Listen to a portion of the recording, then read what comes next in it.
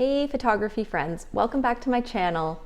Today, let's dive into a crucial yet often overlooked part of wedding photography, and one of my favorite parts, I may add, and that is taking photos of shoes that are beautiful, elegant, and will look great in a wedding album.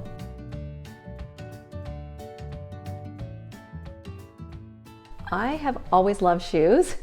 And taking photos of shoes on a wedding day is actually one of my favorite parts of the wedding day. When I take photos of shoes on a wedding day, first I take a moment to examine the shoes. I look at them and think, what is unique about these shoes and makes them different? I look for those unique details that set them apart.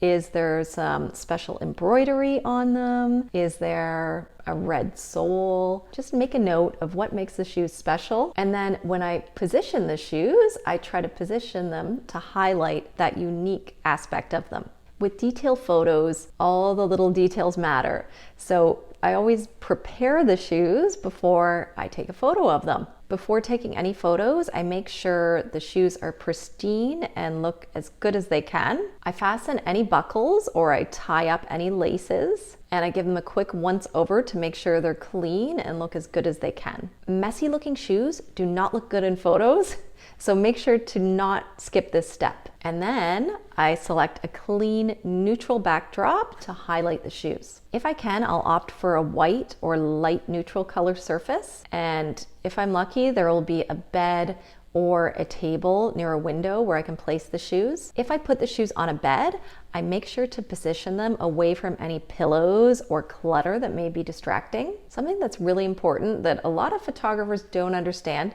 I find, is that the quality of lighting is really important when photographing anything, but it especially makes a difference in your detail photos and your photos of shoes or any details you'll be photographing. Personally, I prefer soft side lighting to photograph my shoes with. I find that side lighting will highlight the texture and the shape of the shoes or any object or detail you're photographing. So I go into the house where I'm getting ready or where I'm going to be taking photos of the details, and then I will look for a clean neutral backdrop, ideally right next to a window with soft lighting. And that is where I will be taking my shoe shots or my detail shots. Once I find a good location, I will position the shoes, like I said, in a way to highlight anything that is exceptional about them, and I will make sure that they're catching the light from the side.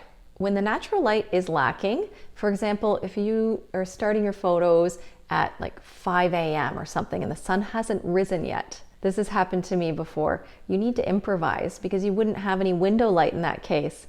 So in that case, I would use my flash. I would bounce my flash behind me and to the side to create light that is essentially simulating window light from the side.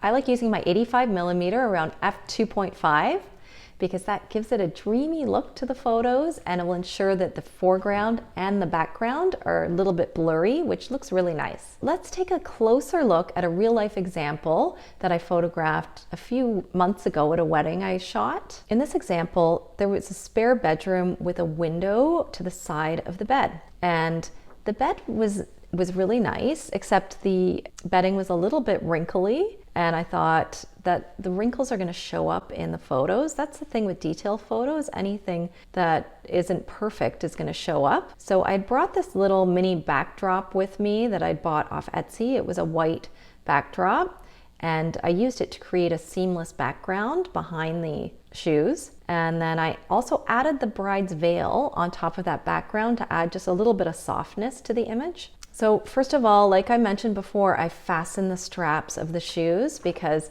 if they're undone, it was just going to look messy, and I didn't want that. So I just took my time. I fastened the straps, and then I arranged the shoes to give them a little bit of height. The shoes weren't that high, so I put one on top of the other, and then I put myself at a lower angle just because it made the shoes look just a little bit grander. I added the bride's bouquet to the image in the background just to add a little bit of interest and some color. Having that bouquet in the background also helped tie the image visually in with the other detail photos. In this photo, I used my 85mm, like I mentioned. My shutter speed was 1/160, and my ISO was 600. I selected that ISO just so I could get the correct exposure on the image. Then I focused on the strap at the front of the shoe and I took a picture. So there you have it. Those are my top tips for taking photos of shoes. A lot of these tips apply to other detail images as well. It's all about capturing the shoe's individual beauty and using what you have in your environment to make it happen. If you found this video helpful, please consider subscribing and liking to get more videos like this. Also, please let me know in the comments if there's any topics that you would like me to discuss in the future. Thank you for watching, and I will see you next time. Bye.